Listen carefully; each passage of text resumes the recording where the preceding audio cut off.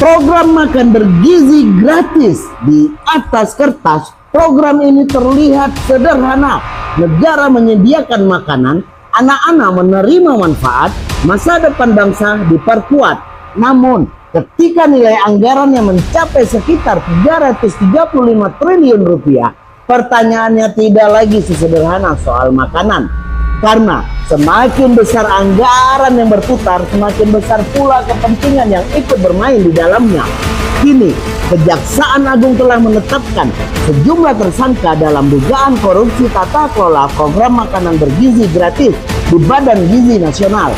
Tetapi berbagai organisasi seperti ICW, Transparency International Indonesia, dan MBGW justru mengajukan pertanyaan yang paling besar.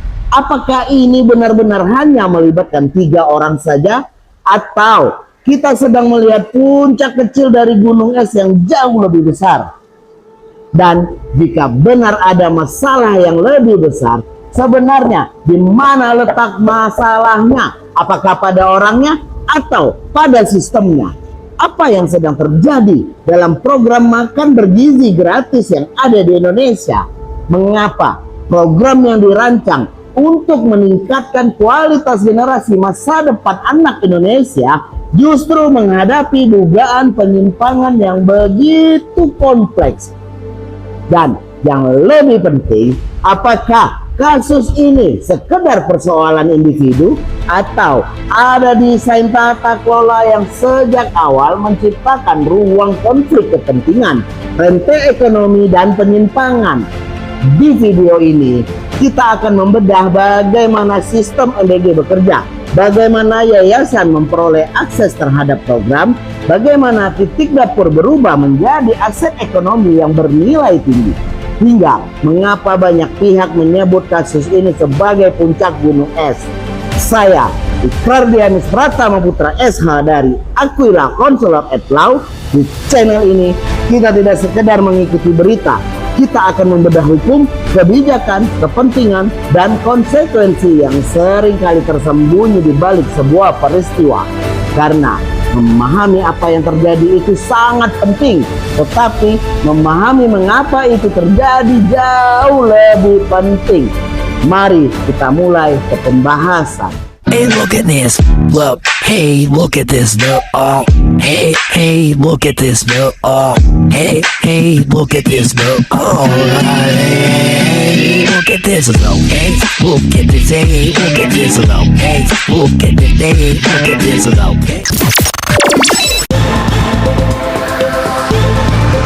Sebelum kita membahas dugaan korupsi, kita harus memahami satu hal: skala program ini. Program makan bergizi gratis bukan program kecil.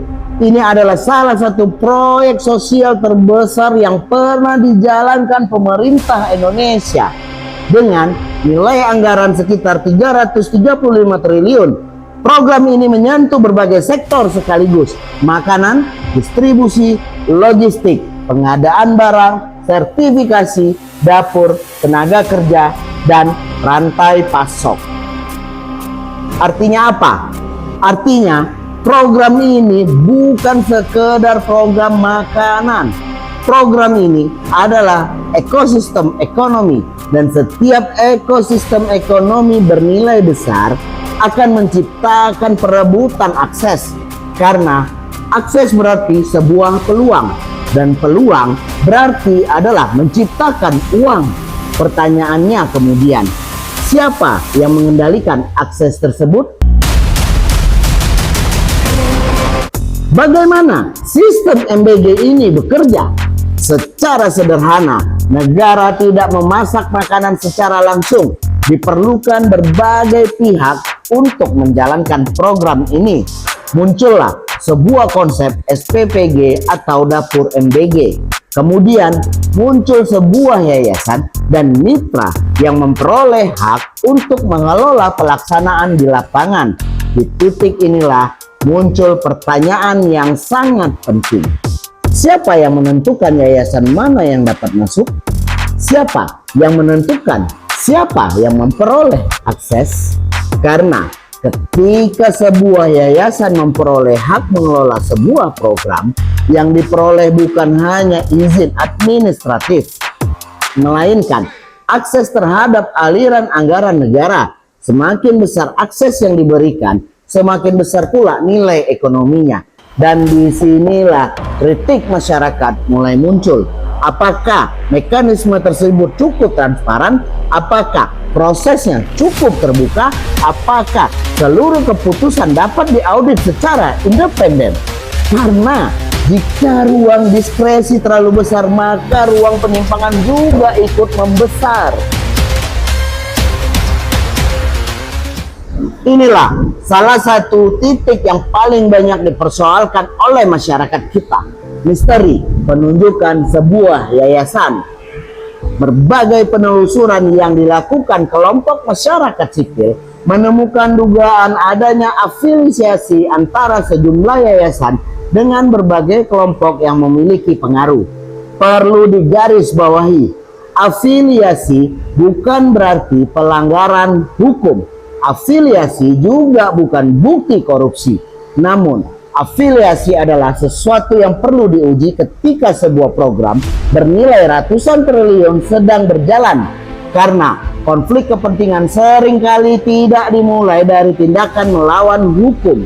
Konflik kepentingan biasanya dimulai dari sebuah akses. Pertanyaannya sederhana, apakah semua pihak memiliki kesempatan yang sama untuk memperoleh akses program? Ataukah terdapat kelompok tertentu yang memiliki keuntungan sejak awal? Karena dalam banyak kasus korupsi besar di berbagai negara, masalah utamanya bukan pada pelaksanaan.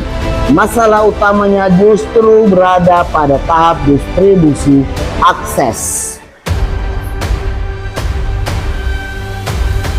Mari kita lihat dari perspektif ekonomi saat titik dapur menjadi sebuah komoditas. Bayangkan ada satu titik dapur yang mengelola distribusi makanan secara berkelanjutan. Maka titik tersebut memiliki nilai ekonomi. Semakin strategis lokasinya, semakin besar volume distribusinya, semakin besar pula nilainya. Disinilah muncul dugaan yang ramai dibicarakan, dugaan jual beli titik SPPG. Sekali lagi, ini adalah dugaan yang harus dibuktikan melalui proses hukum. Namun, secara logika ekonomi, ketika suatu izin memiliki nilai ekonomi tinggi, maka selalu ada risiko izin tersebut berubah menjadi komoditas. Dan ketika izin berubah menjadi komoditas, muncullah pasar. Ketika muncul pasar, muncul juga perantara. Dan ketika muncul perantara, resiko rente ikut muncul.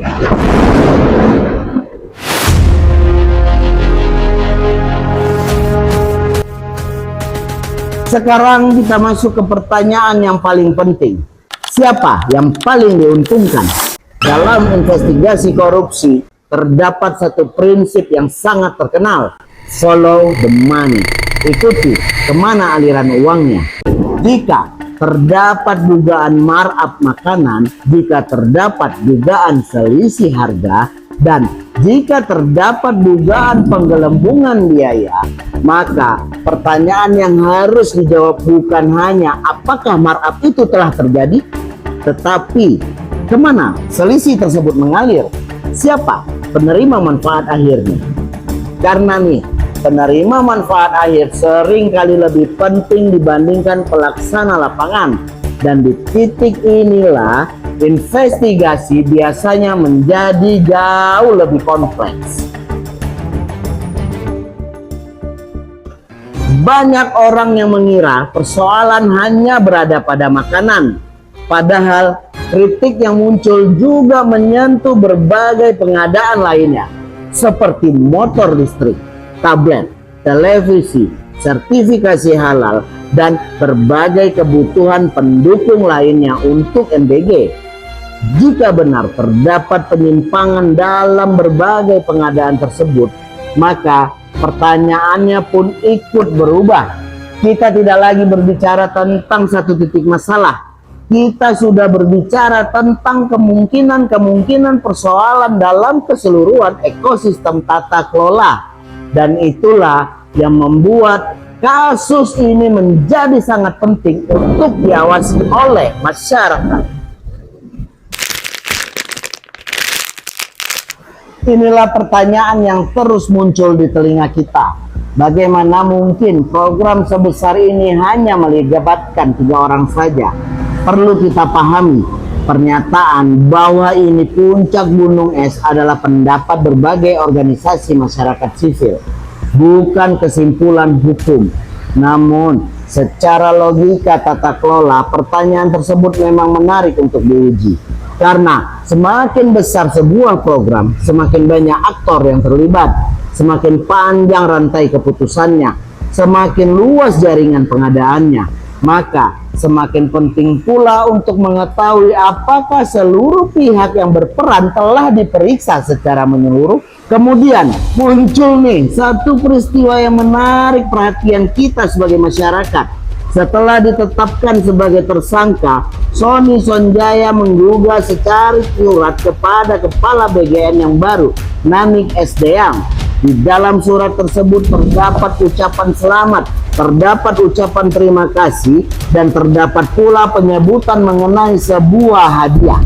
Sampai hari ini tidak ada bukti bahwa hadiah tersebut terkait tindak pidana yang dialami Sony Sonjaya saat ini. Tidak ada bukti bahwa surat tersebut merupakan sebuah ancaman. Tidak ada bukti keterlibatan pihak yang disebut dalam surat terhadap perkara yang sedang berjalan.